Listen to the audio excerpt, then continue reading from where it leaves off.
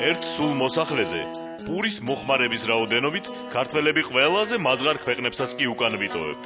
რას იზამ, ქართველები ხომ პურის მჭამელი ხალხი ვართ და შეგვიძლია გემრიელად მივირთვათ პური და ყველი, პური და სააზამთრო, პური და ყურძენი და თქვენ წარმოიდგინეთ პური და პურიც კი.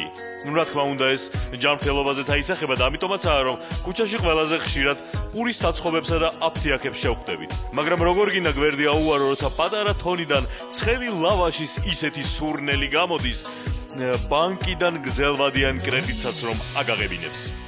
საღამოშვიდობისა ბატონო, შენი საღამოშვიდობის რა ქნა ბატონო? შეიწვა ჩემი გოჭი. შენი გოჭი? ჰა. რომელია შენი გოჭი? რომელი და დილით რომ მოვიდა XP-ად ბატონო.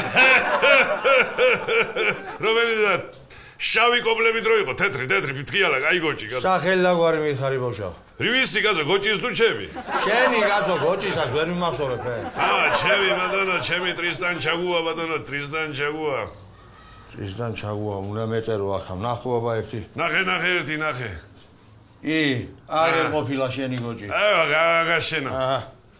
არის კაცო, ეს არის ჩემი გოჭი რა არის? რა ამას კაცო, მე გოჭი მოვიდანე რომ დატაკებოდა ხარში წააქცევდა კაცო რა ეს ჩემი გოჭია ეს. ბატონო, ამისმია. ხო, რა მოგისმინო კაცო? მაღალ ტემპერატურაზე სხეული იკუმშება, პატარავდება. რა იკუმშებაო? რაღაც ჩემი კაცო, რაღაც ხვისი არ იკუმშება და ჩემი იკუმშება კაცო. ყველას იკუმშება ბატონო. აი ჯანდაბას შენი თავი, ჯანდაბას კაცო.